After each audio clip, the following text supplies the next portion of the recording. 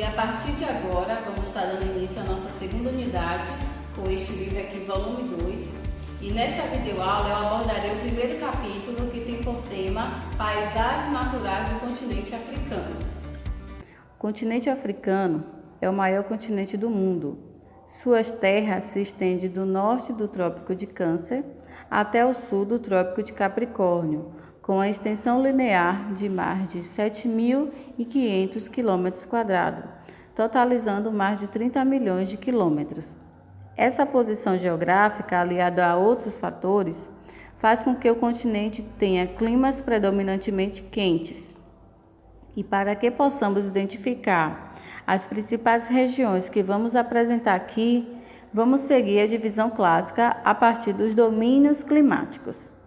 Partindo do clima mediterrâneo, que se encontra no extremo norte, em Marrocos e Argélia, e no extremo sul do continente, mais precisamente na África do Sul, essas paisagens são típicas de um verão quente e inverno chuvoso. Grande parte do continente é coberto pelos climas secos e quentes, como a região dos domínios climáticos desérticos. Eles ocorrem em uma grande faixa no norte, onde fica o deserto do Saara, e no sul, na Namíbia, onde fica o deserto do Kalahari. O clima desértico é extremamente seco e nessas regiões apresenta uma grande amplitude térmica. Durante o dia, as temperaturas podem alcançar 50 graus até 50 graus e à noite despencar até 15 graus. Nesses lugares, a vegetação é escassa, apresentando uma vegetação típica formada por grandes lençóis de areia que são esculpidas pelo vento. Algumas exceções são encontradas nos oásis, que são nas ilhas verdejantes, que se formam lençóis de água subterrânea e aflora na superfície. A região do Tin-Akashak é uma das mais belas paisagens naturais da Argélia. Entre as areias do Saara, erguem-se esculturas de pedras moldadas pela erosão dos ventos, que durante milhares de anos os conjuntos de rochas faz parte do maciço de rochas vulcânicas do sudeste da Argélia, que atravessa o deserto até a fronteira com a Namíbia. Na África está localizado um dos rios mais extensos do mundo, o Rio Nilo, com 6.670 quilômetros de extensão, nos quais 2.000 quilômetros ocorrem em pleno deserto, mas não é de lá que ele nasce. Esse rio, de importância histórica, nasce próximo ao Lago Vitória e segue rumo ao norte com o nome de Nilo Branco, onde na cidade de Khartoum, capital do Sudão, une-se ao Nilo Azul, cujas nascentes situam-se no planalto da Etiópia. Ao se juntarem, passam a se formar um único curso de água, que atravessa o deserto do Saara com o nome de Rio Nilo, e o desemboca no mar Mediterrâneo. A foz do Nilo é um imenso delta, com grande proveito para atividades agrícolas praticadas na região há milhares de anos. Já nos domínios do clima tropical, encontramos a região do Sahel, de clima tropical semiárido, coberto por uma vegetação de estepes no norte e nas savanas ao sul. Uma região que vem sofrendo o processo de desertificação por causa das constantes derrubadas de árvores para o desenvolvimento agropastil e para o aproveitamento de madeira como fonte de energia.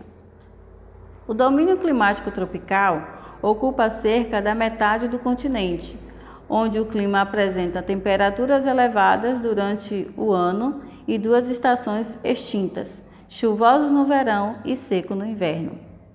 É o do domínio das savanas africanas, a área de transição entre as florestas úmidas e as áridas e semiáridas do norte e do sul do continente. Nesse domínio, a vegetação é formada por árvores e arbustos de porte variados e plantas rasteiras, como capins e gramíneas que recobrem o solo, semelhante ao cerrado brasileiro. Aqui, As florestas de acácia, árvore típica da África Oriental.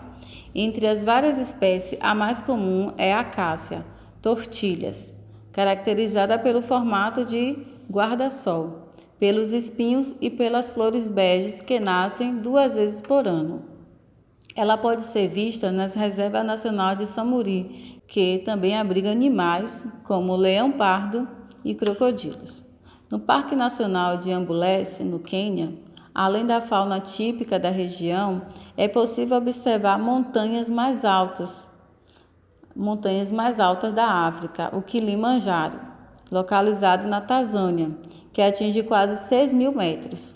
O Monte Kilimanjaro é esse que aparece na abertura do vídeo e na trama do Rei Leão. Eu recomendo que vocês assistam, esse filme Rei Leão e prestem atenção não só apenas na trama política, nem nas relações sociais e na forma de organização dos grupos, mas que foquem também nas paisagens apresentadas. 2.060 quilômetros de extensão, o rio Zambeze passa por Angola e Moçambique e atravessa parte da fronteira entre a Namíbia e o Zimbábue.